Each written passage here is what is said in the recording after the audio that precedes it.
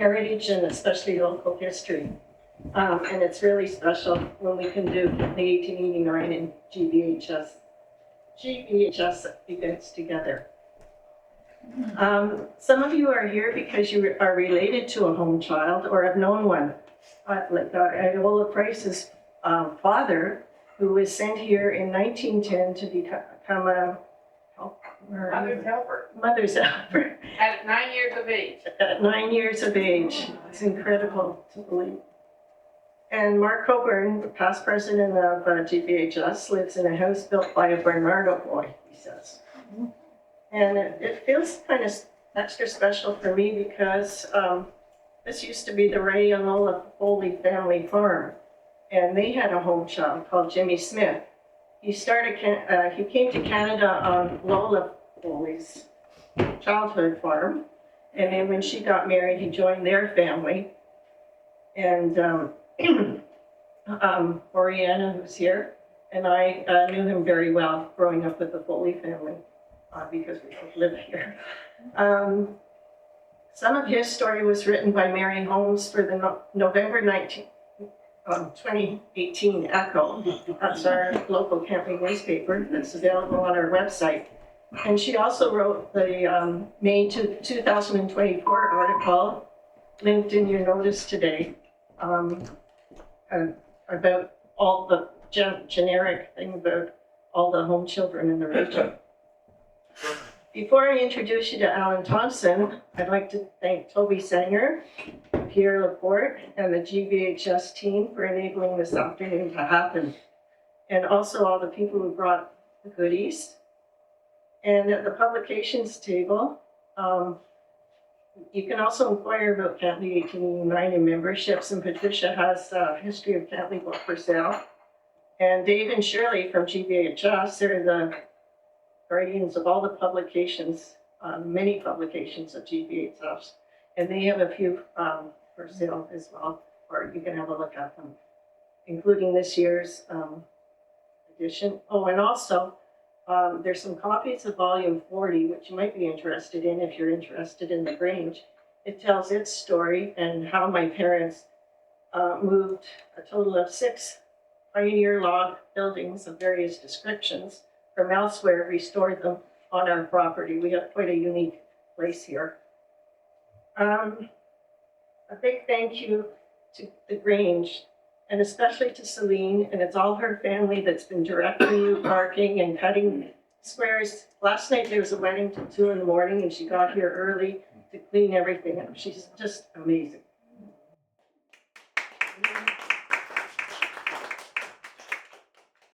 And we especially thank you, Allan Thompson, for driving all the way here from the conference in Toronto to be with us. Travel and connecting with places around the world is an important part of Allan's life. Our family looks forward to summers when Allan's family escapes these travels and the rest of the world to come here. Allan and his wife Rula, who's here, and son Leif, who's now living in Japan, have spent the last 28 summers on our property. 28 years now.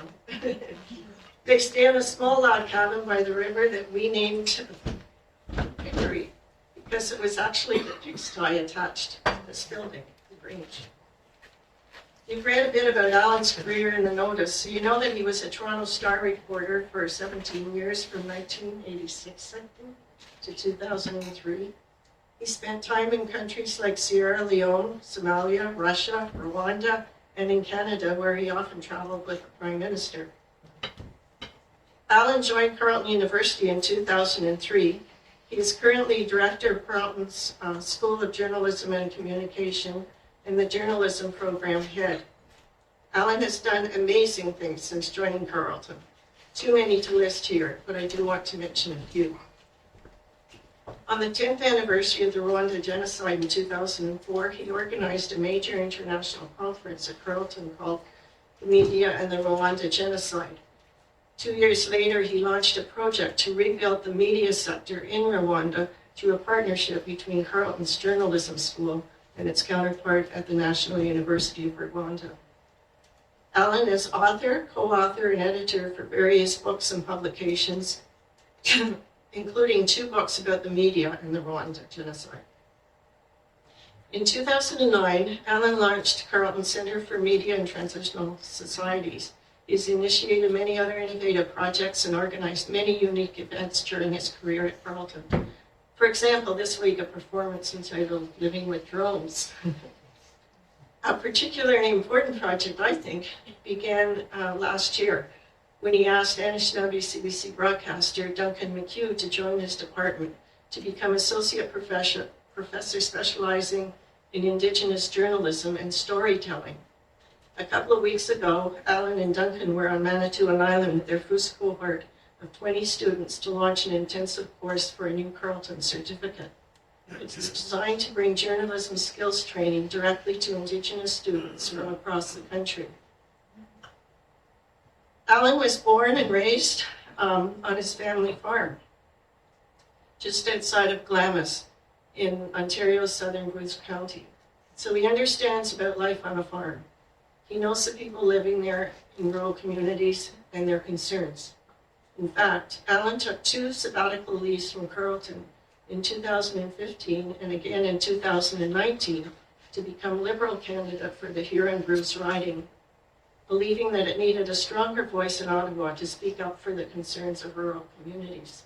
It didn't win, obviously. I was just going to say that, but it was quite amazing because it was always a staunch conservative riding, and he did really well. Became a very close second. Allan keeps very close ties with his family and his many friends and supporters who live in Bruce County. His 90-plus, how old was your mom? 91-year-old mother was a school teacher, and his father was a farmer and a Barnardo child, a British home child. Oh, your mom's dad. Oh, okay. That just straightened me up. Anyways, that's why Allan is here today, and it was purely by chance a year ago that he mentioned that he was doing this presentation for somebody else, and I said, well, you got to do it here. So he's here today, and I'm really happy, and I can't wait to see it. I know it's going to be awesome. Thank you.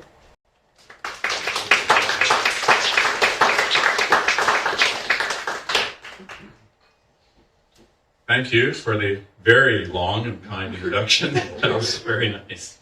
I've noticed the screen flickering the odd time, so I think there's a squirrel chewing the wires, so we'll hope that everything makes it through. It's especially nice to be here because this presentation is what now they call live journalism, I guess, where a piece of journalism is delivered. But it's really just storytelling with a lot of voices. And boy, did I hear a lot of stories in this room from Margaret's dad, Paul Phillips, who was an amazing storyteller, had been a Toronto Star reporter, actually, in the 1930s. And another coincidence that Toby Sanger was involved in organizing this event because Toby's dad, Clyde Sanger, was also a remarkable storyteller and journalist who I got to know initially through Carleton and then in other capacities over the years. So it's really nice to have those two things come together and to be here to tell this story. We do live in Ottawa. I just happened to be in Toronto. Was supposed to be there today, standing on a concrete floor doing university recruitment. So you've actually saved me an entire day of standing there at this recruitment fair. So if this seems a little bit scripted, it's because it is. I'm using a script. It's a presentation that I follow fairly closely, and that'll become apparent as I work my way through. But I'm happy to take questions afterward and take some time to talk with anyone. I know there are people who have connections to British Home Children. This is actually Canada's National Day of the British Home Child, September 28th. So that's a nice coincidence. I spent the last day talking nonstop to potential students at Carleton. So if I have to get a drink now and then, I will do so. So the final pages are still being written in a fascinating but little known chapter in Canada's immigration history. The migration of child laborers from Britain at the beginning of the 20th century. People called them the home children, because they came from philanthropic homes in Britain. At first, when it began, they were mostly orphans or street children. But as time went on, and this is very important, they were more likely to be children whose parents were often still alive, but were victims of the Industrial Revolution and couldn't afford to keep their kids. Today, we would call them the working poor. British evangelist Thomas Barnardo was a key player in a child migration scheme that brought an estimated 100,000 children to Canada, about a third of them from homes established by Barnardo. By some estimates, more than 4 million Canadians are descendants of British home children. I know for a fact that there are Barnardo descendants in this room. But this was no adoption program. In an arrangement facilitated and encouraged by the Canadian immigration authorities of the day and the Canadian Department of Agriculture, children as young as 10 or 12 were willingly accepted by Canadian farmers as indentured laborers. Some were overlooked and abused, both physically and emotionally. The migration scheme was halted in the 1930s, but it took until 2002 before anyone sought compensation through the courts on behalf of these children. By then, only a few thousand survived, and in the end, the court cases bogged down and were abandoned. Next week, we're going to be marking reconciliation in Canada, and I'm very careful. I don't want to draw a direct parallel between this migration scheme and the residential school system. They're very different in terms of their impact. But there are some parallels. These are young children who were purposefully taken away from their families. In the beginning, yes, some were orphans, but for the most part, these were children who were taken away from their families by evangelical Christians who believed firmly they were doing good and that these children would be better off away from their parents and their siblings and their family connections in Britain and started their life in Canada. That may all have sounded well and good at the time, but it had devastating consequences for a lot of these children. And I think those parallels, are worth considering. Here in Quebec, about 7,000 British home children were settled over the years, so of the 100,000 total across Canada. These children would often arrive in the ports of Montreal or Quebec City. The eastern townships, including the towns of Sherbrooke, Knowlton, Magog, and Richmond, were places that hosted British home children.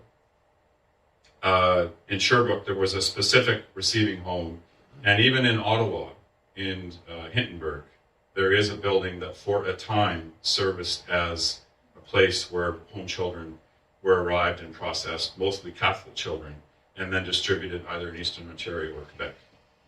As you probably well know, the group Cantley 1889, and I believe this is the work of Mary Holmes, identified 23 likely home children in the 1911 census. 6 girls and 17 boys arrived in Canada between 1899 and 1911 to work on Cantley's farms. They all came by ship, most left from Liverpool, England, arriving in Quebec 9 to 10 days later. In Quebec, as in the rest of Canada, many people are the descendants of British home children, often without knowing it. Former Bloc Québécois leader Gilles Duceppe learned late in life that his grandfather, John James Rowley, was a British home child. He'd just never spoken about it. In the 1980s, long time ago, as a journalism student at Carleton, I produced a radio documentary on the Barnardo children called The Golden Bridge. So to do that project, I set out to find some of these children for interviews. And by then, those who were still alive were in their 70s or 80s. I put ads in newspapers in Bruce County and in the Belleville area where I knew that many Barnardo children had been settled. I have to admit, it didn't occur to me to look in Cantley when I was at Carleton. I didn't know that that had been the experience here. I knew of it in southern and eastern Ontario. In the end, I interviewed 5 of the children, spending hours together with Johnny Gold of Paisley, Charlie Lindsay of Southampton, Jack White of Kincardine, Winifred Smith of Kingston, and George Flower of Belleville. All have long since passed away, but you will hear their voices today. I also spoke with a woman named Lady Gillian Wagner in the UK. She was the former head of the modern-day Barnardo's organization, but also a biographer of Barnardo. Finally, I met with Joy Parr, then a professor at Queen's University, and later a resident in Southampton, in Southern Ontario. My radio documentary was a student project, and so it turns out it was never broadcast. I regret that. But over the years, when I was writing about immigration for the Toronto Star, I often returned to the subject in columns and feature articles. More recently, I was interviewed by a filmmaker, Eleanor McGrath, who did a documentary on the home children called Forgotten. There have been many, many books about the home children over the years, as well as documentaries and films. In 2017, a Conservative MP, Guy Lozon, managed to pass a motion declaring today, September 28th, to be Canada's National Day of the British Home Child. That's when I decided to go back to this radio documentary that I had done and turn that presentation into something that I could deliver in places like this. So thank you for inviting me here today to share it with you. So for all of that, this story is really best told by the Barnardo children themselves. And forgive me if I get emotional at times. It's been 3 decades or more since I conducted these interviews, but I tell you, I can still hear their voices. It was one of the most significant journalistic projects that I ever did, and it was as a 4th-year journalism student at Carleton. So with that, let me present to you the updated version of this research project, which I called Crossing the Golden Bridge, the Voices of the Barnardo Children. When you were a Barnardo homeboy in an area, why you were just forgotten. You were just forgotten. He's talking more than me, though. He's ever told me. Johnny Gold was 78 when I met him, a tiny little man, his shoulders stooped. He and his wife lived in Paisley. I always kind of knew about Johnny. I would see him at church if ever we went to church in Paisley. He came to Canada as a Barnardo child in 1920. And like so many others who shared the same experience, Johnny never talked about this, never talked about his childhood. And it was a childhood that was changed, for better or worse, by an Irish-born philanthropist named Thomas John Barnardo. Barnardo came to London, England in 1866, came to study medicine. He intended to go to China as a missionary. He also taught in one of London's ragged schools, they called them, institutions that were trying to give an education to poor street children. It's important to remember the grinding poverty that many families existed in the British slums at the times, the very real problem of homelessness for many, many children. One evening, as the story goes, Barnardo was locking up the school and found the little boy huddling by the stove. He told the boy to go home to his mother and father.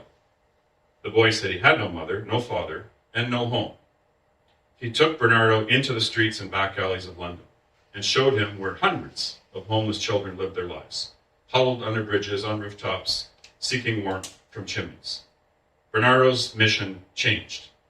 In 1870, he bought a building in London's East End called Stepney Causeway.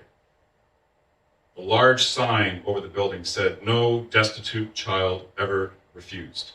In the next few years, after considerable fundraising and publicity, Barnardo established homes for children in every major center in England. But he soon discovered, as others had, that more children needed help than the homes could hold. So his solution was to send as many children as possible to the colonies, primarily Canada, but also to Australia and even South Africa. So Barnardo's homes essentially became a revolving door. Lady Gillian Wagner, as I mentioned at the outset, was Barnardo's biographer. the problem of destitution was so enormous, and he saw no other way of dealing with it than the sort of revolving door, getting the children in, sending them, giving them a new start. Otherwise, his home sort of been full that he couldn't have coped, he couldn't have taken in all the children because the problem was so enormous. And it didn't, of course, remain. I mean, he didn't just work in London, he set up what were called ever-open doors in all the major cities. So the children were coming from all over the country, from the big urban slums. Barnardo was not the first to think of sending homeless children to Canada. That's why people often refer generally to the British home children. They weren't all from the Barnardo homes. Such pioneers as Maria Rye and Annie McPherson had been doing the same for years, but not on the same scale. Barnardo's organization was to become by far the largest, most organized, and well-financed. A revolving door that led across what he called in his fundraising magazine, the Golden Bridge. When I went to visit Barnardo's as a journalism student, I went to England, went to the Barnardo archives. They weren't quite sure what to do with me because it was still a very sensitive topic at the time.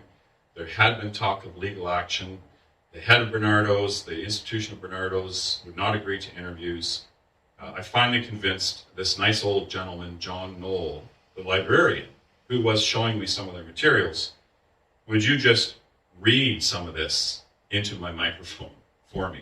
I needed a voice. So he read me a passage from Barnardo's promotional magazine called Night and Day. In 1891, Barnardo wrote in Night and Day, "My colony over the sea, the Golden Bridge. I have always been a firm believer in the paramount value and importance of the Golden Bridge, that marvelous structure which spans the ocean with its highway of hope, one pier of which rests amidst the gloom of darkest England, and the other is set among the glorious plains and limitless possibilities of our great colonial empire." Barnardo's revolving door worked with great efficiency. By the late 1880s, he was sending more than 500 children to Canada each year. But no matter how well-meaning he may have been, Barnardo's methods were not always entirely scrupulous. Joy Parr was a professor of history at Queen's University in Kingston when I met her. She'd spent several years researching the child migration movement for her book, The Laboring Children. He began to use photographs to further his fundraising by staging before and after photographs of children upon admission to the homes. And what was established by some of his philanthropic rivals by the late 1870s was that he was hooking these things up. Now, on one level, that was necessary. I mean, the kids would be admitted in the middle of the night. Of course, you want to cut their clothes off them, scrub them down, and get them into warm beds, which meant that they weren't available when the photographer came every second Thursday in exactly the same state as they'd been admitted to the homes. But then the kids were also dressed up in the most, wonderful finery and primped up for these after photographs. Barnardo's methods were effective. In the early days, many of his protégés were street children, homeless boys and girls. But later, most of these children were admitted reluctantly by widows, widowers, or relatives who just couldn't afford to keep them. Admission to one of Barnardo's homes was conditional upon signing a document like this, called the Canada Clause. It's a waiver, essentially. And this document gave Barnardo permission to send the child to Canada without notifying the parents or even asking for their consent. So imagine a widow with 5 children she can't care for. Who knows what her occupation is or her source of income, and knows about Barnardo's. They're advertising, there's publicity everywhere, meets with Barnardo's, and they tell her, we will take your children into care, as many of them as you wish. We'll take really good care of them. And by the way, we might send them to Canada, but we'll take very, very good care of your children. And that's the core of what Barnardo was doing. parents who were regarded as likely to unsettle the children and make them unhappy about immigration were just not told until after their children had gone. There was a printed form which I found in the records of the orphanage called an after-sailing notice, which was sent to parents, described that your daughter, Sally, went to Canada yesterday. You may write to her through the homes. Some parents were actually contacted before their children immigrated, a notion that their children would be happier in their adjustment to Canada if they had the possibility of saying farewells. And certain parents who were never contacted. Cases for which immigration served as the final closing of the door in the minds of the philanthropists. Those being the cases where Barnardo saw the parents as most firmly corrupting. Barnardo compiled intricate, complete records on every child that was admitted, all those tens of thousands of children, before and after photographs of every child, registers of their entry into the homes and their departures. It's a remarkable source of information. But as Julian Wagner suggests, he did go out of his way to keep information about parents and family a secret after the children had departed, if he saw fit. Now, Barnardo would find children he thought were being grossly abused by their parents or one parent, or there was a lot of illegitimacy, and there might be step-parents, and he would take them in, and without telling the parents what he was doing, would just simply send them to Canada for their own good, and this he called philanthropic abduction. He considered himself to be their father. He wouldn't have liked the idea now, but he might have understood because he was a pioneer in many ways. The children were his children. He saw them as he'd taken them away. He didn't want to know about the families anymore. They were his children. They were to be in his. He was sure he had the right answers, and he was very dominating in that kind of way. Philanthropic abduction. Think of that term. Even though the child care laws of the time did make the rights of parents overriding. But when Barnardo decided parents weren't bringing their children up properly, in his view, he would take them away to give them a new life, something that he dubbed and publicized philanthropic abduction. As Gillian Wagner recounts, his actions did bring him into conflict with the law. Now, he probably would have got away with it for quite a long time without anybody making much fuss, because the parents wouldn't have had money to go to court and wouldn't have been able to fight. But he took Catholic children, and this is where it was his undoing, so to speak. And then, of course, the Catholic Church brought an action, or helped the parents bring an action against Barnardo for abducting their children. But of course, the final result of that was that the law was changed. And so Barnardo could have been said to be instrumental in causing the law to be changed. And he, of course, never admitted that he wasn't right, that it was the right thing, that he was doing the right thing. In the end, Barnardo won his legal battles and his work flourished, even long after his death in 1905. Every year, more and more children would come into his homes for care, and many thousands were duly shipped across the Golden Bridge. Children like Charlie Lindsay. We were just like little soldiers. Everything was done on marked time. And they'd put us, line us up, and we'd march to church, and just like little soldiers. You were commanded like as if you came from an officer of the army. It wasn't to ask you, will you or will you? Would you? No, it's do it now. Charlie Lindsay was 84 when I met him all those years ago in Southampton. He was talking about Stepney Causeway, where he spent much of his childhood. After his mother died, when he was 2.5 months old, Charlie was sent to what they called Baby Castle, home for infants, then run by Barnardo's outside London. He was later fostered for a while by one family that had moved, and he returned to Stepney Causeway to prepare for his trip to a place called Canada. He said, did you ever think you'd like to go to Canada? Well, Canada, what the hell, I didn't know about Canada was in part of London, England. I know about Canada. But I don't know anything about it. And he says, oh, I think you'd make a dandy traveler. And it was maybe 6 months after that we had to leave and go to London, England, to Stepney Causeway. And we were told that in the spring that some of us would be going to Canada.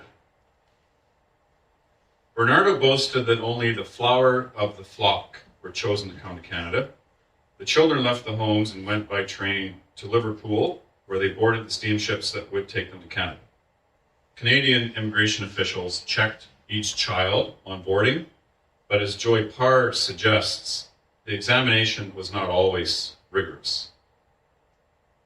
The only real inspection that the Canadian immigration agents do is done on those piers at Liverpool, with the inspector standing on an orange crate watching the kid run by him.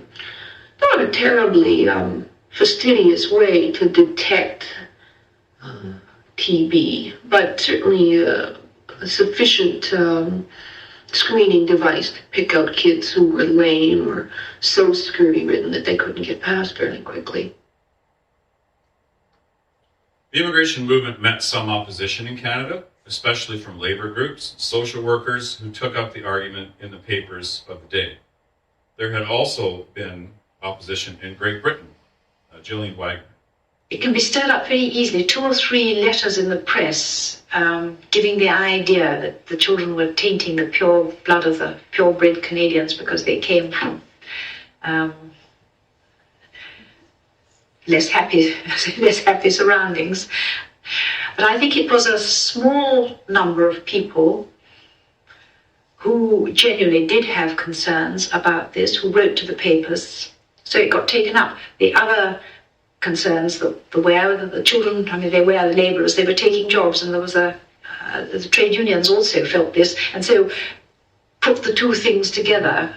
I don't think it actually had any effect at all on people not wanting the children, because if you look at the tables, you can see that there were 600 applications for every 10 children. I can't remember the exact figures, but they are enormous, so it didn't actually affect the take-up in the least. The children usually arrived at Point-Levis, Quebec, or in the wintertime, St. John, New Brunswick. There was another quick inspection by immigration officials, and then the children were loaded onto the Grand Trunk railway cars that would take them on the last leg of their journey. Winifred Smith made that journey in 1920. I met her in her little apartment in Kingston, where she insisted on serving me lunch while we spoke. She had spent her entire life as a house servant. She recalled that train journey and a bumpy ride with a terrible breakfast. It wasn't a pleasant trip, and we landed in St. John's. Well, I saw it June the 8th, and we got on the train. We were on the train overnight. Wooden coaches, you remember all with the wooden seats and this? And for breakfast we had bread, butter, I guess, and hard-boiled eggs, which were black. They'd been hard-boiled and then some. The girls went to the Hazelbrae distribution home in Peterborough, boys generally to Jarvis Street home in Toronto, but Barnardo did have distribution centers, as I mentioned, in the Eastern Townships, this one in Ottawa, as well as in Russell, Manitoba. But children usually stayed only a short time in the distribution homes. Then they were sent off with a tag around their neck to identify them. They boarded another train.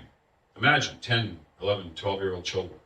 Boarded a train, headed off in the direction of these farmers who had made an application to Barnardo's to get a worker. The ride usually left them on a lonely train platform somewhere in rural Canada. The disillusion came when they were sent like parcels labelled, put on a train, miles, strange country, and they might be treated well, they might be treated very badly. And there are many, many who I think are so embittered by the experience. Like most of the children, Charlie Lindsay had little idea what Canada was like when he arrived in 1913. He shared vivid memories of that first bumpy ride across a muddy Canadian road.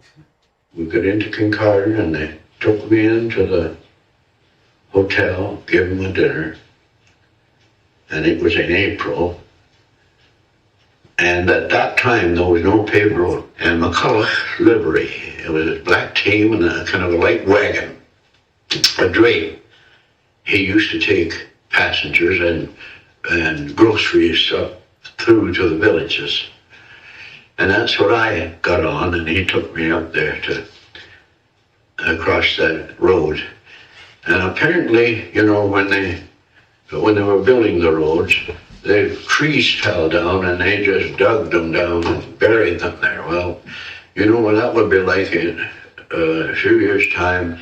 That would decay and rot, and down would go the road.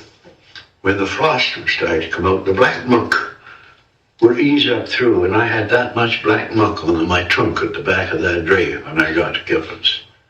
Just pure black muck. And I wondered what in the hell kind of a country have they got into here? Part of Johnny Gould's time in the care of Barnardos in England had been spent on a training farm, but he didn't expect to be thrown quite so quickly into farming life here in Canada. Just come in there overnight, and then I was shut down, so to speak. And then this farmer come and picked me up with a horse and buggy. It was in March. And I guess he thought I knew all about farming. He said to me, "Can you drive a horse?" I said, "No." I said, "I don't know." Well, he said, "Take the lines and drive." Well, I didn't know anything about driving a horse. John's experience is a good example of what Canadian farmers expected from the Barnardo children. This was by no means an adoption. Joy Parr recounts how the children were seen in very strict economic terms. The Canadian interest in this movement is not social, but economic. It has to do principally with the provision of agricultural laborers and domestic servants for places in the Canadian economy where those in need of those services cannot provide the cash to pay for them in competition with urban areas. And so Canadians take child labor when it's offered to them. For children like Winifred Smith and John Gould, it was made very clear that they were workers. They were not part of the family. But the strangest thing to me was when I had to eat alone. Oh yes. I didn't eat with the family. I ate out in the kitchen. Once or twice I went in for dinner when they weren't going away and they had somebody else and they asked me for dinner, for Christmas dinner. That's the only time. I didn't mind. I got used to it. I was never allowed into their living room, like on Sunday if they had visitors. When I was outside in the kitchen, or outside, you know, of the home in the summertime, in the wintertime, I was in the kitchen. Oh yeah, that place was restricted. No, they seem to think that anybody from the Barnardo homes, at least with me, seemed to think that all you were good for was getting the work done. As long as you done that, that was it. You would use an adopted person the same as your own. No, there's nothing like adoption there at all. Of course, this all ran contrary to what many in Britain believed was supposed to be happening to the home children. sent to the colonies to start a new life. Gillian Wagner recounted how few in Britain realized the unhappiness many of the children experienced. People never saw the dark side, of course, of what was happening to the children. They only saw that these poor children who had such a wretched time here were going to a marvellous land of plenty where they would grow strong and rosy-cheeked and possibly, the great dream was that they'd own land of their own across the Golden Bridge. But nobody ever mentioned the sadness, the desolation, what actually happened to the children on the other side. Not for a long time. It wasn't known over here at all. And I think it came from Canada, really, the whole beginning of wondering whether this was a good thing. A half century later, John Gold and Charlie Lindsay spoke freely, but for the first time, about the physical abuse and overwork that they endured. I wasn't as bad off as some. I know, but I got knocked around and work. That's all you think of is work. Go to bed and sleep and get up and work. No recreation. In the winter time, if there wasn't anything to do, you'd have you splitting fine wood finer to put it in the stove, just in order to have you to do something, you see. It's just stupid. It was a place that, as far as I was concerned, I was just a hired man. And I worked like a hired man, believe me, at 13. Cleaned all the stables out twice a day, pulled the hay out of the mow for stock, and they had young cattle and cows that milked, and a whole stable full of horses, and all that had to be done. If they didn't have anything else for me to do, they'd make me sweep the cobwebs off the ceiling in the stables. Girls were seldom expected to carry the same load of farm work as boys, but Winifred Smith remembers the labor she faced as a domestic servant. First place I went to, there were 11 children in the family, and it was a little difficult to get to school when you had work to do. You had dishes to do and this kind of thing. Ironing. Can you imagine me at 12 years of age, ironing men's shirts, 10 or 12 of them? I'd never done it. I sure learned fast, though. There were legal agreements between the Barnardo home and the farmers about wages and work. The rules varied by province, but generally, children under 14 were expected to earn their keep on a barter system. After 14, they were to negotiate a wage deal with their employer. The boys were usually freed from that indenture at the age of 18, the girls at 21. Attending school was also supposed to be part of the bargain, but for many, the school year ended as soon as the snow went away and the farm work could begin. Barnardo's and the other organizations also had inspectors who were supposed to visit each child once a year. The children also left with a stamped postcard that they were to send to Barnardo's if they were ever in trouble. For some, the system did work. Inspectors came to retrieve them, they were placed on new farms.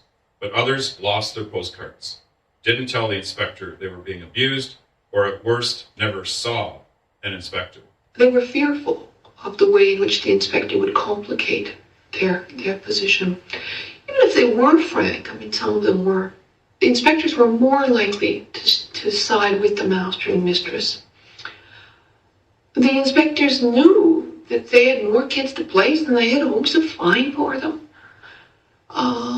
They may have sometimes shared a notion that these kids' own parents didn't look after them very well, and that they maybe, in the reality of things, weren't entitled to too much more than this. Plus, they were just pressed. Where were they going to put them? Where they were going to, what they saw as they went around from place to place was a systemic difficulty. That these children would not be treated as children of the household. They would be treated as servants in the household. And most of the time, I think inspectors thought, well, this is the best we can get. Charlie Lindsay recalled the day the inspector came to the farm near Tiverton, where he was being overworked. And just for context, my mom's from Tiverton, from that area. She knew this farmer and that family that Charlie Lindsay had stayed with. When I did this presentation in Bruce County, the descendants of the farmer, Mr. Kippen, were in the audience, so it was slightly touchy. But Charlie recalled an inspector did come, but like many, he just chose to suffer in silence. No, right. I met this horse and buggy. Hey, you, hey. I gotta go up here and get water. I haven't got time. Well, take time. Get back here. And here it was a fellow from the home. Get in here, he says. So we drove around, went back up, and what do you think Jim said? Hello there. Oh, God, was he a real fine fellow. Oh, that just shows you how two-faced the bugger was. But then, of course, the man never said a word then. He said, well, I brought your boy back here. I'll give him a ride back up to get the water and I'll bring him back. And of course, he did ask me a few questions. But I thought to myself, well, I'm here, and if I do complain, where in the hell will they send me from there on? You know, there was just nothing. I was helpless. If I knew where I could go, it would be different. If I could get to where somebody I knew, it would be different. But you don't have the choice. You go where you're sent. And for that reason, I didn't say a word. Johnny Gold suffered as well, in silence, for the simple reason he never saw an inspector in the 5 years he spent with a farmer near Kitchen. If they did, I wasn't there, wasn't around to see them anyway. No, there wasn't a soul come. Now, I'm saying nobody come to my knowledge.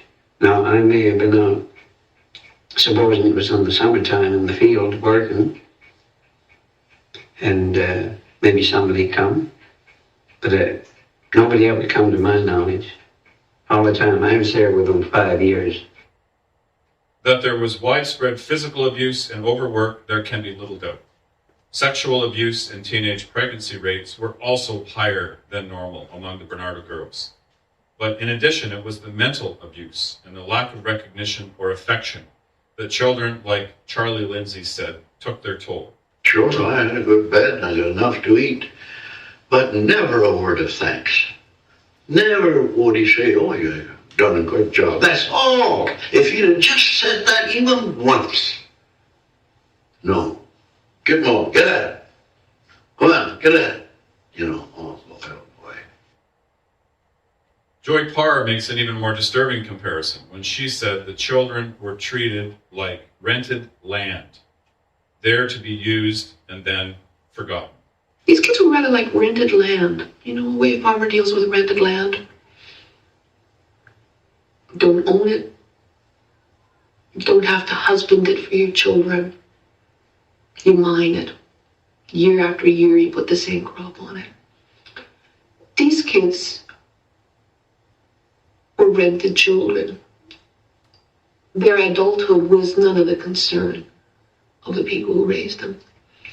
And so in general, they weren't treated very well. There was also discrimination in the community. The newspaper campaigns against child immigration in the late 1800s had planted the seed of an idea that somehow all of these children were illegitimate, that they were waifs and strays. Jack White was 76 when we met, retired, living with his wife in Kincardine. The discrimination he faced when he came here in 1920 made it nearly impossible for him to go to school. In school, I had one hell of a time. I must have say, locked them all in the schoolhouse one day.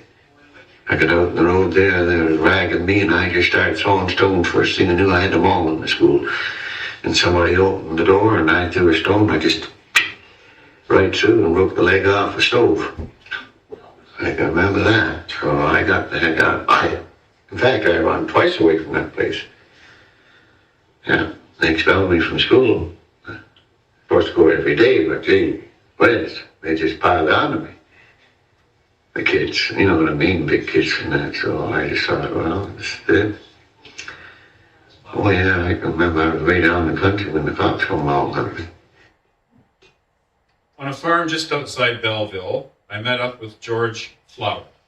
He was 78 then, comfortably retired with his wife, living on the farm he'd inherited from the family that took him in 1921.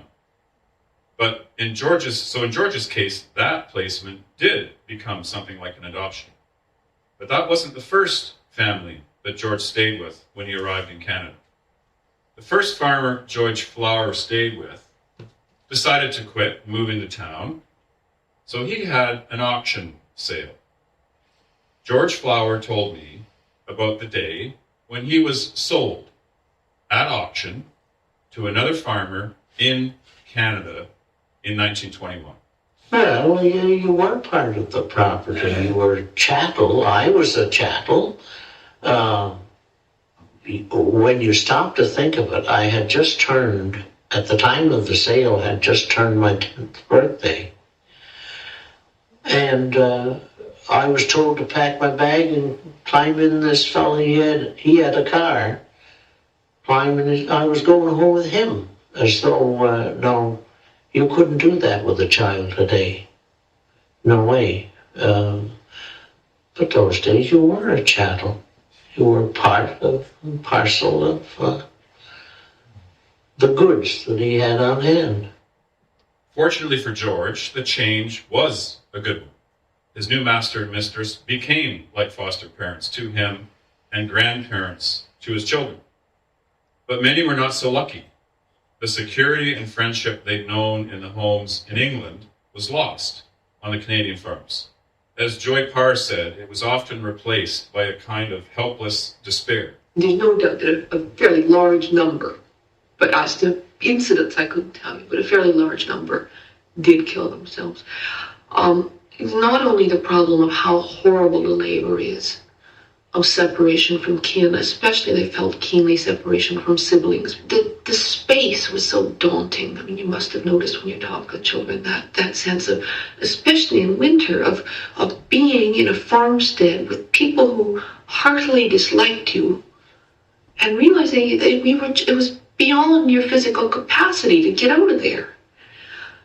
That you didn't know where to go, how to get there, how you'd be received anywhere else. A sense of just utterly total vulnerability.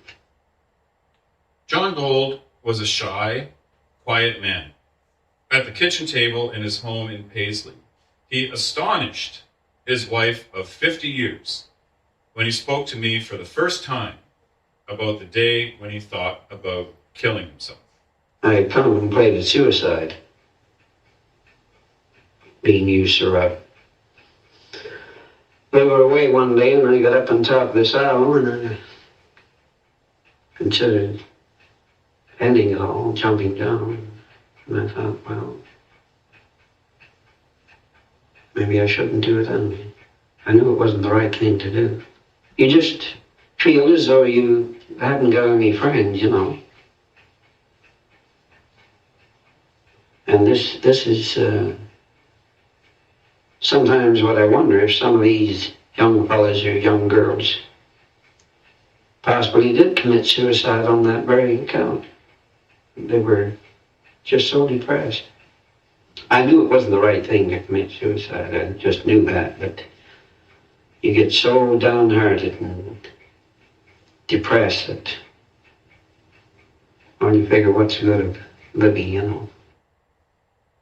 What is so tragic is that many of these children, longing for affection and a family connection, didn't know they had families in England or were unable to make contact with them. During her research, Gillian Wagner found sad, desperate letters in the Barnardo files of children who didn't know they had relatives.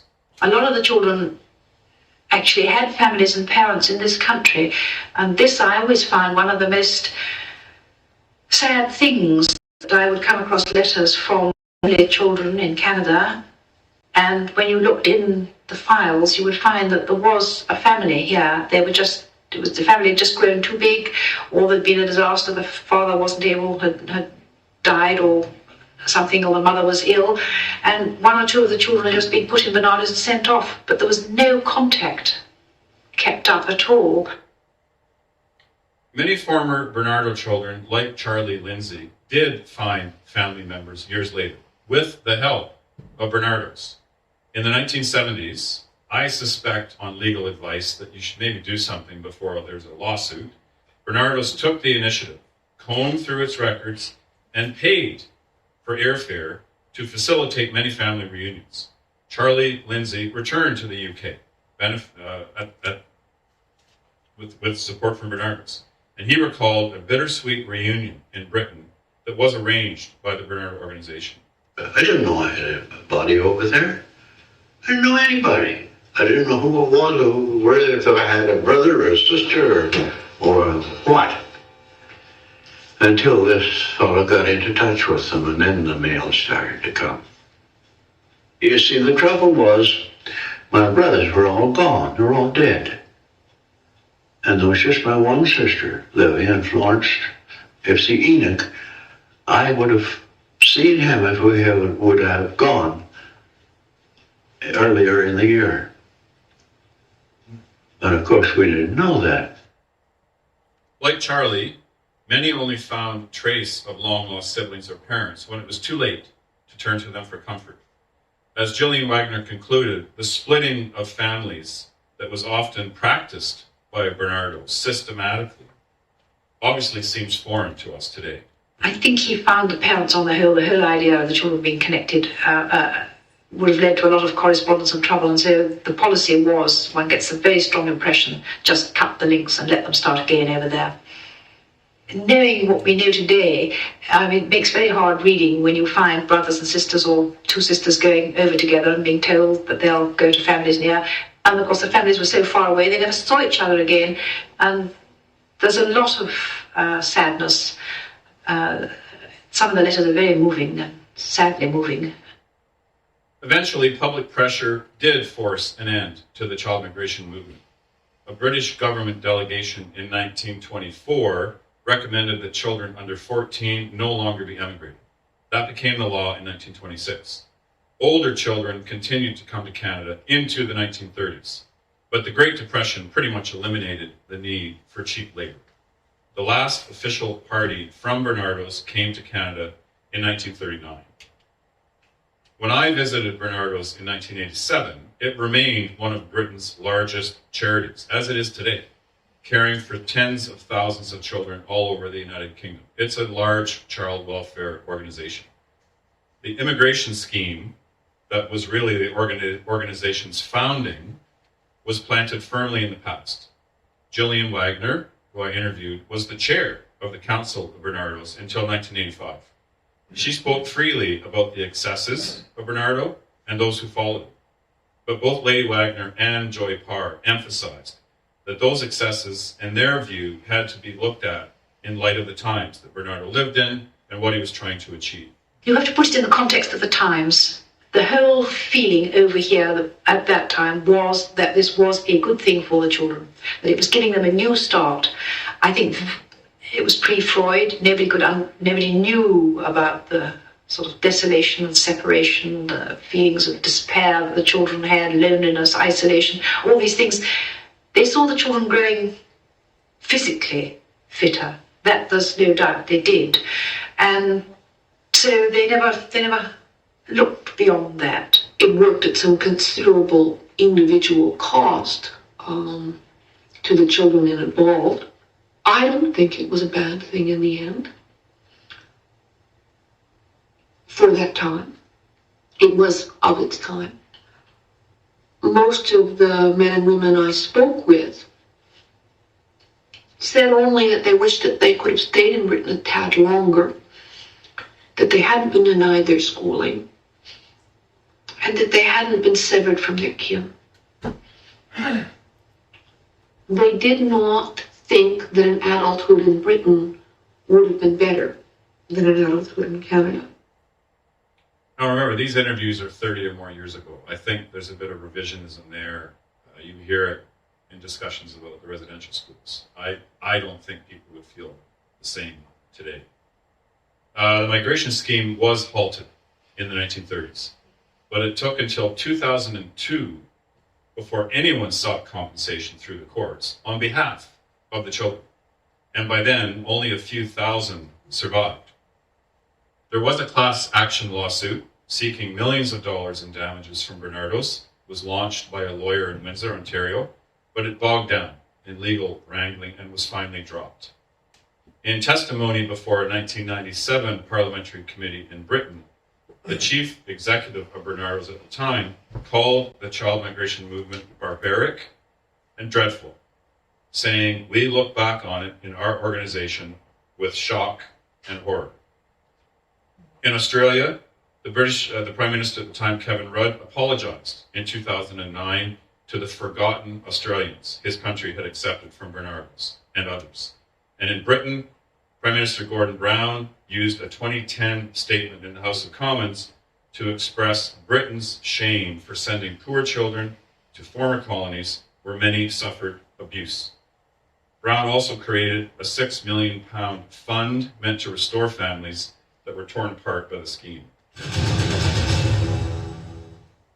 Mr. Speaker, when I was first made aware of this wholly unacceptable practice, I wrote to the Prime Minister of Australia to urge that together we do more to acknowledge the experiences of former child migrants and see what together we could achieve. So it's right that today we recognise the human cost associated with this shameful episode of history, this failure in the first duty of a nation, which is to protect its children.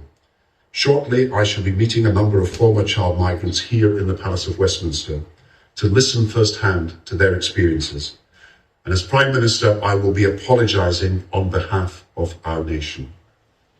Mr. Speaker, to all those former child migrants and their families, to those here with us today and those across the world, to each and every one, I say today, we are truly sorry. They were let down. We are sorry they were allowed to be sent away at the time they were most vulnerable. We are sorry that instead of caring for them, this country turned its back. In Canada, there has still been very little official recognition of the government's role in the child migration scheme. Certainly no apology. As I mentioned, in 2010, the government declared the Year of the British Home Child. Canada Post issued a commemorative stamp, but the immigration minister at the time, Jason Kenney, refused to formally apologize. No minister, Liberal or Conservative, has offered any apology since then. In 2017, a Conservative MP, Guy Lozon, did convince the House of Commons to adopt a resolution declaring September 28th as British Home Child Day in Canada. And partly with the action of Gilles Duceppe, the House of Commons issued a statement of apology in 2018, but not the government of Canada. Now, I could have mentioned this earlier, but I didn't want this story to overtake the others. My grandfather, James E. Surridge, my mom's dad, was a Barnardo child. James and his two brothers, Edward, who was older, and Joe, who was younger, were put in the care of Barnardo's in 1910. But they weren't orphans. They were put into care by their widowed mother, who apparently just couldn't support her 5 children. And so she gave up the oldest 3 to Barnardo's. She had 2 younger children, a boy and a girl. Within weeks of being admitted to the Barnardo home, and no doubt a Canada clause signed, James, Edward, and Joe were shipped off to Canada, quite likely without their mother's knowledge, and those boys never saw their mother again. I think I jumped ahead one. The picture on the right, it's from about 1912, shows James E. and his older brother, Edward, in Canada. And in a bit of a miracle, contrary to the usual practice of Barnardo's, all of these brothers were placed on farms close to each other, all around the village of Tiverton, and they did grow up knowing each other. Now, I don't want to invade my mom's privacy, but it is widely known around Tiverton and in our family circles that when her dad was in his 40s, my grandfather abandoned his family. He had been based in Montreal during the war, had faithfully gone back and forth, having 9 children. But at one point, he simply left, never to return. We have no way of knowing for sure why he left, but I think there's a very good chance that my grandfather's own experience as a child, his own abandonment, had something to do with his decision to leave behind his family. Only the youngest brother of the 3, my great-uncle Joe, ever saw any of his family in England again. So he was one of those in the 1970s who was contacted by Barnardo's. And he and his wife took up an invitation to fly to London, where he met for the first time in 50 years with his little brother, Frank. Months later, Frank and his son, Terry, came to Canada for a remarkable reunion with more than 75 of the Surridge cousins. And I remember so clearly, we hosted this on our farm in Glamis. And I remember this old Uncle Frank. To me, he was just like a character out of one of those British movies. This tiny little guy with a Cockney accent, meeting all of his family for the first time. So in our family, we have always known our grandfather was a Barnardo child. And decades ago, we had received some basic information about the family history, as well as the picture of our grandfather from the Barnardo archive. I took an interest, as I said, did my thesis on the subject, and along the way became lifelong friends with my British cousins, the grandchildren of Uncle Frank. And in 2016, I had the privilege of taking my mom, Allan Thompson, to the Barnardo archives in London. They call it the Making Connections office. And anyone who has any connection to a British home child, a Barnardo child, I would strongly encourage you to be in touch, because they're very helpful, and they will now make this information available. We met with a woman named Valerie Smith, who was the head of the archives. We literally got there just before closing. We were rushing to get in and see her. It was the only day it was going to work. She gave us tea and cookies and talked to us about the James E. Surridge file. Now, there were no revelations, but it was remarkable to see letters in his hand written as a young man to Barnardo's. Those had never been shared with the family. Most of his letters dealt with his requests to get access to the money that was being held in trust for him by Barnardo's, payments from the farmers that he'd worked for. We also discovered that years ago, Barnardo's had actually sent us the wrong photograph of James E. Because I insisted looking, you see her holding these contact sheets, all these little boys standing next to each other. And I insisted that I don't think that kid in the photo you sent us is my grandfather. I think it's maybe the boy standing next to him. And so literally, they'd bring these kids, they'd all put on the same Navy pea coat and uniform and have their picture taken. I think they had mixed them up. And so we managed to establish this was the correct photo of James E. Surridge, right next to the one they had sent us many, many years before. Valerie pointed on the sheet to the picture that her record shows was James E. And so we made that correction.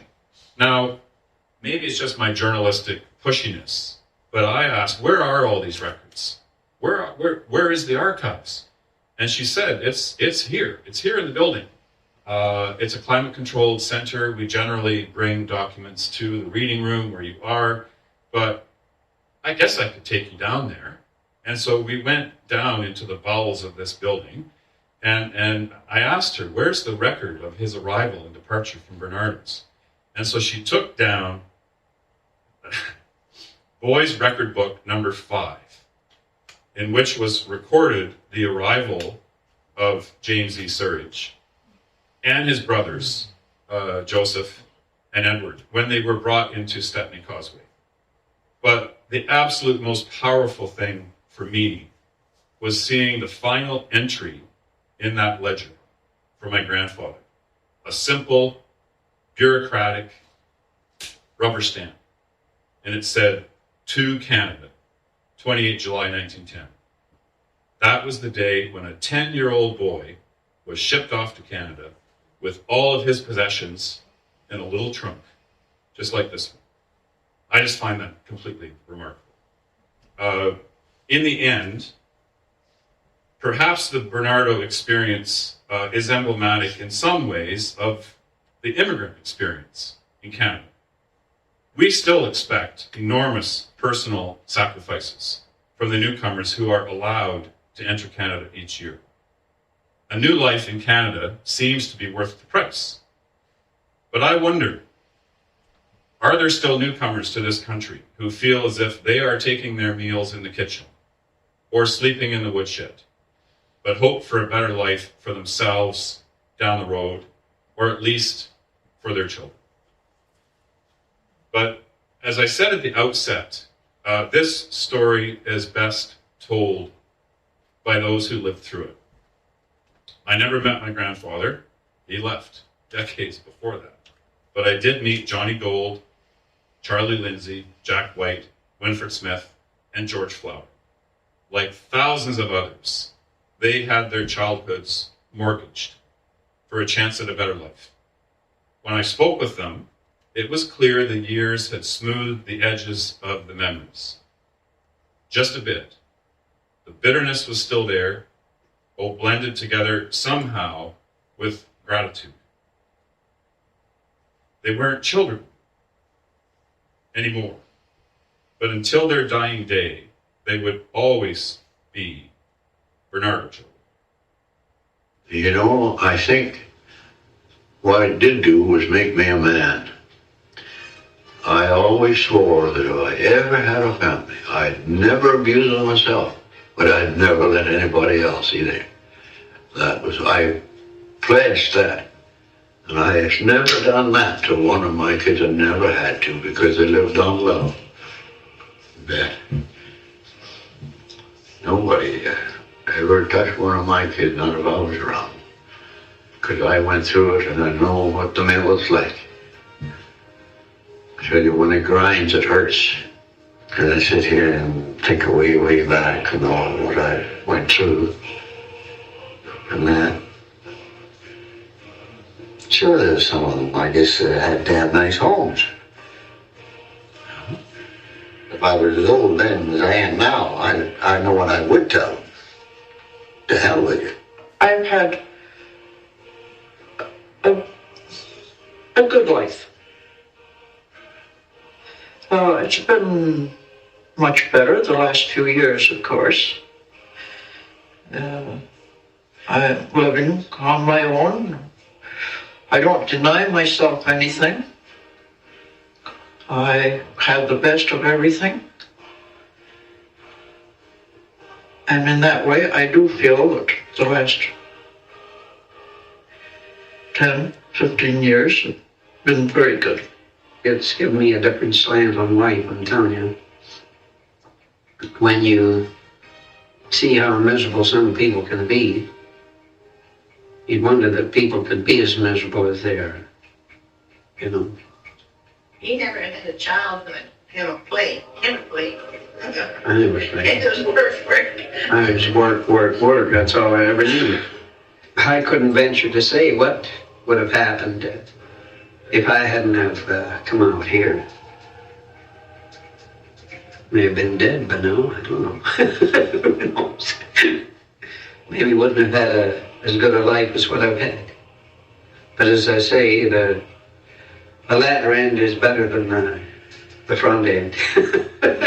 Since I got married. I have grandchildren. And I, once in a while, as an old man will, I get carried away telling about these past years of mine, and I know very well they think many times that I'm exaggerating and that maybe some of the stuff I dreamed up. But I want to tell you it was no dream. It was reality, and stark reality in many instances for many years. That's it.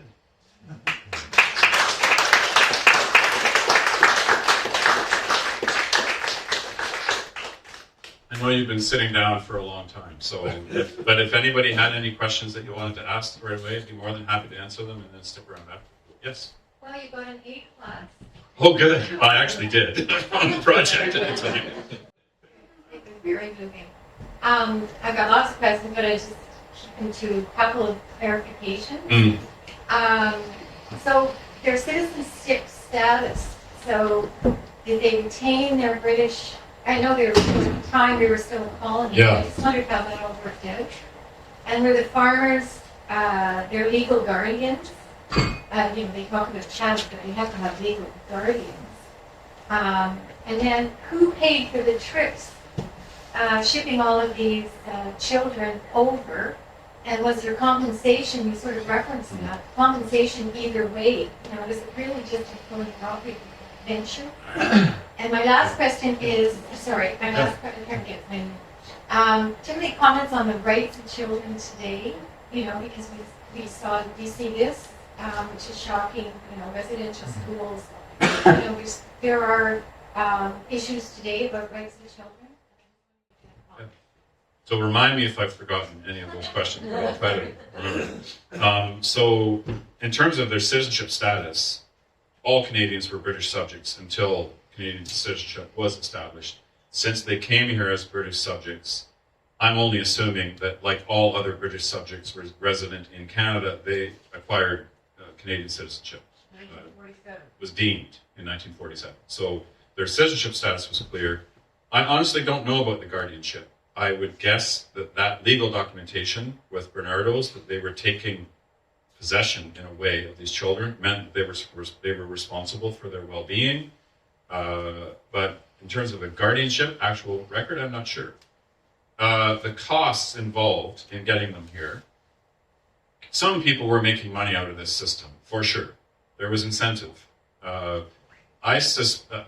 It would be my understanding that Barnardo's was not so much seeking to profit from this, but was fundraising to sustain the enterprise. So all of this incredible collection of photographs, I don't think this was really to create a wonderful archive. These were fundraising vehicles that were used to show, here are these poor waifs who've come into their home, here's how they look now, and they're off now living a new life in Canada. So they would raise a lot of money. Barnardo's would have paid for the passage, but the Canadian Minister of Agriculture also paid to receive these children. They paid the Grand Trunk Railway for their transport, so there was an incentive that business was benefiting from the transport of the children. The farmers did pay Barnardo's, and this is where it's a little bit murky. Some of these payments went in trust to Barnardo's. So in my grandfather's case, after he turned 18, it was just before he turned 18, he had a chance to buy a piece of land. And he was appealing to Barnardo's. He had something like $1,000 in trust with them, and he wanted this money now so that he could buy this piece of land. And as I recall the correspondence, they would not release the funds until he turned 18.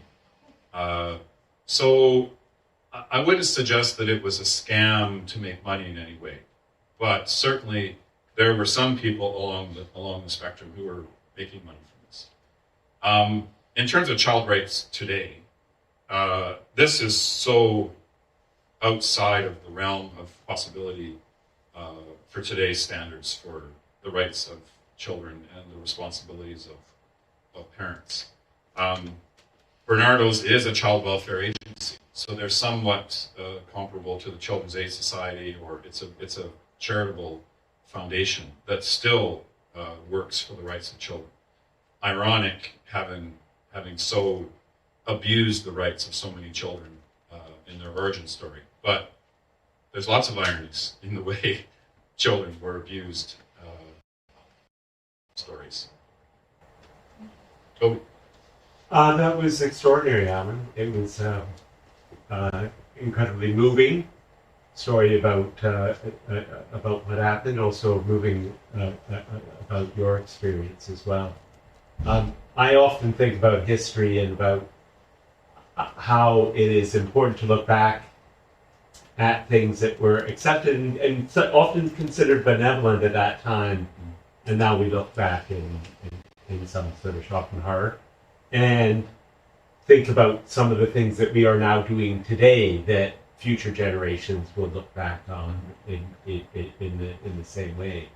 and this is another example of that. I also think about the ironies of these children going to farmers on land that was, of course, taken from indigenous people, and the residential schools there as well.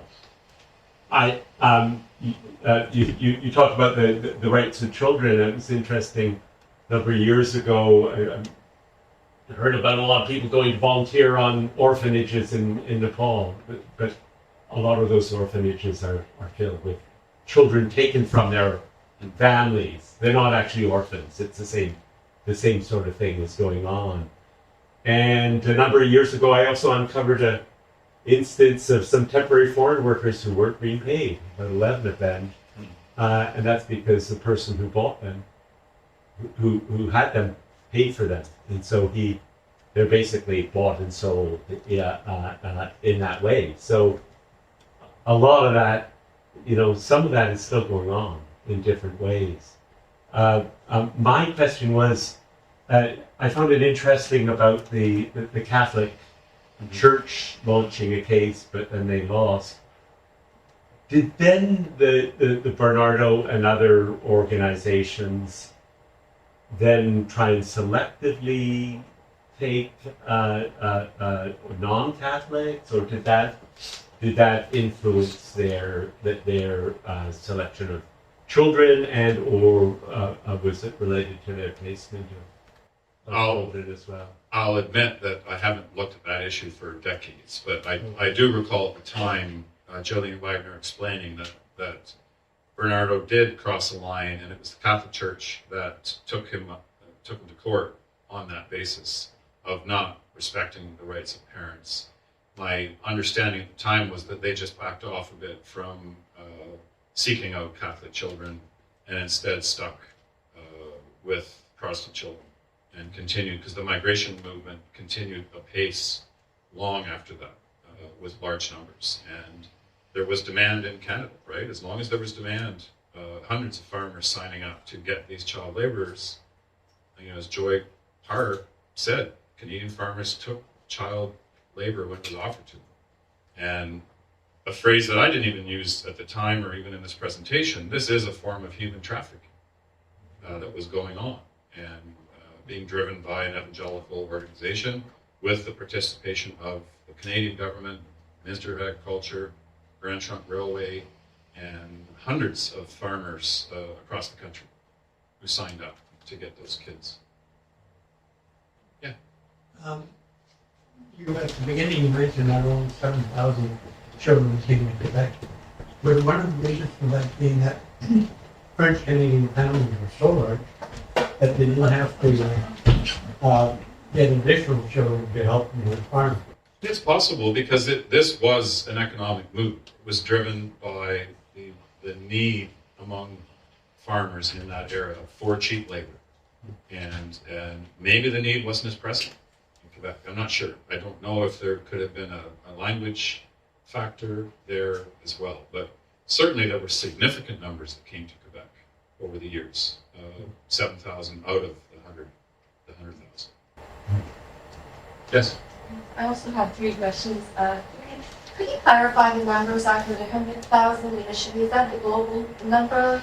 And how did we compare in Canada versus perhaps the other colonies at the time, Australia, South Africa, you mentioned? That's my first question.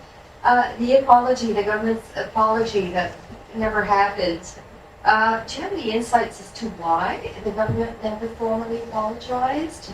And is there still an ongoing petition somewhere to get to that one day? Yeah.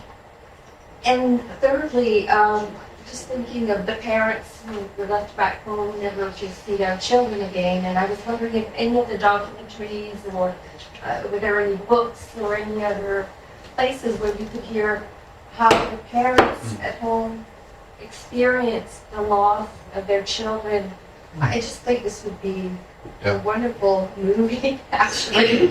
Or whether there's biographies or any books that we could read on that topic and the experience of parents as well. So again, remind me if I forget. So on the first question about the numbers, this is probably also a bit of an approximation, the 100,000 figure. It's the data that I've seen referred to again and again. I think because it's finite, because the movement ended in the 1930s, I would say that number is probably pretty accurate. In terms of the second one was the parents. Okay, I was just wondering, Canada, was that 100,000 for Canada or global? So yes, so 100,000 was to Canada. And Canada was by far the largest destination. Some children went to Australia, some for a very limited period to South Africa, but Canada was the primary destination. And in terms of the sort of non-apology, I don't know. I mean, at a point, there may have been questions of liability and an avoidance of a full legal apology that could trigger legal action. There was that sort of effort at a class action lawsuit that sort of stumbled. Now there are virtually, I don't know if there's anyone still alive who came to Canada as a child through this migration movement, from Barnardo's or any of the others. As I mentioned, I was interviewed by a filmmaker a few years ago, and when her film was launched, I think it was at the TIFF in Toronto, there was a panel, and I was on the panel, and the gentleman beside me at that time, I think was 100 or 102, and he was seen as being one of the last, if not the last, surviving Barnardo child. He had come in that final wave in the 1930s. I haven't kept tabs on him. I'm not sure if he's passed away, if he's gone. So the legal action, I think, would be difficult with no surviving members. What's the title of the movie, if I may ask? Forgotten. Oh, okay. Yeah. I think there was one other thing you asked that I didn't address, but I can't. I've lost it. It was the experience of parents. Well, the parents, yes. I don't know if anyone, there's a lot of literature on this, a dozen or more books that have been written in Canada. It seemed to gain a lot of currency in that period when I was looking at it in the 80s, when a lot of these children were still alive. They were kind of being rediscovered by historical societies and historians. I've never seen a sustained effort to document the voices of the parents. I would suspect if you could gain access to the Barnardo archives, you will find letters from parents, because the parents could not communicate directly with their children in Canada. The children could not communicate directly with their parents. Everything went through Barnardo's. And as Jillian Wagner suggested, Barnardo's was very selective.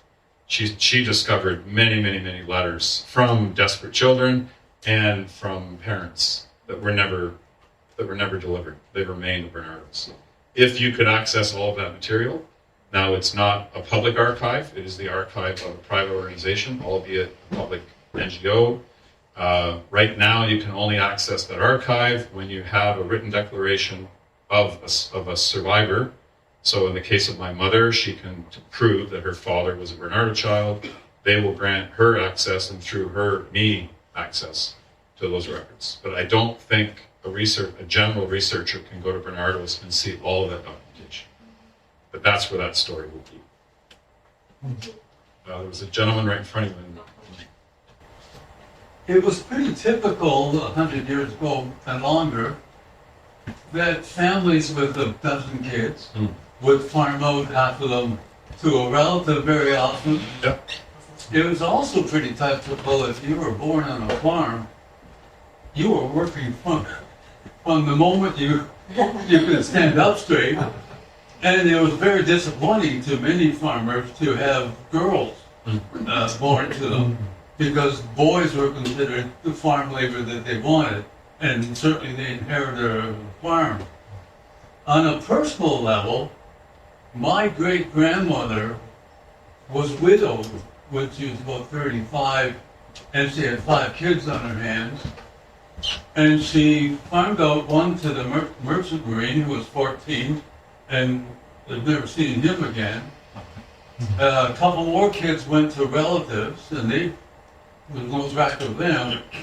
And with the 2 remaining kids that were quite small, she got a job as a housekeeper for a doctor in Bath, England.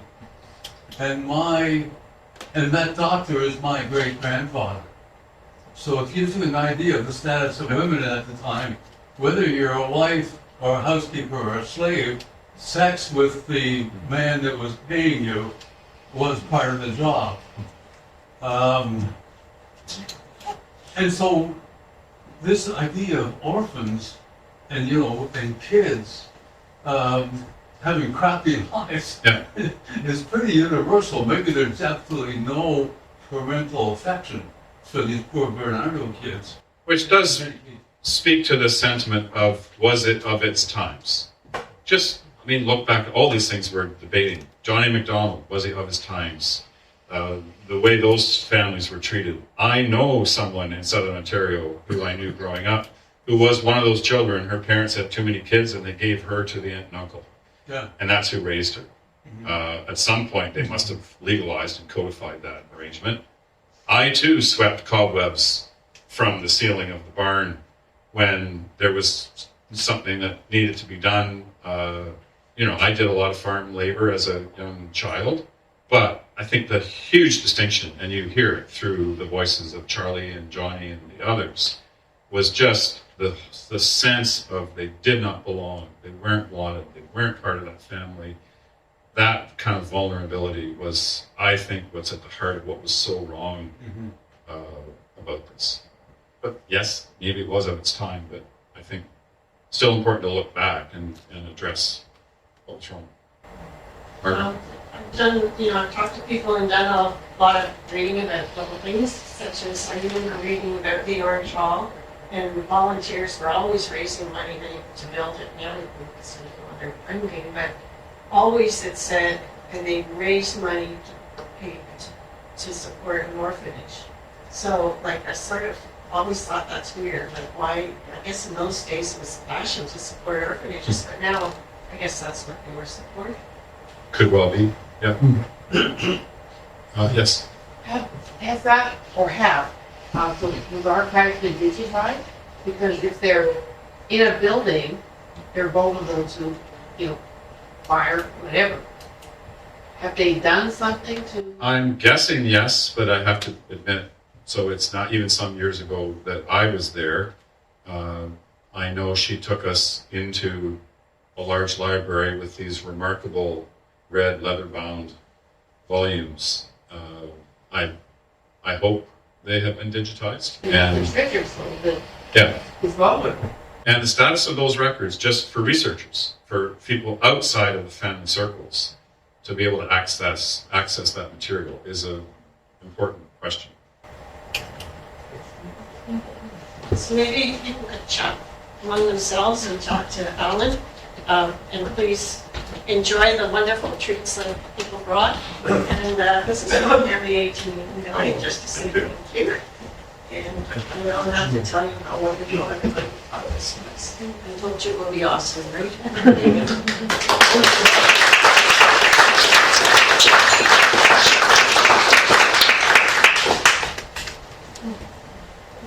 It's some shit.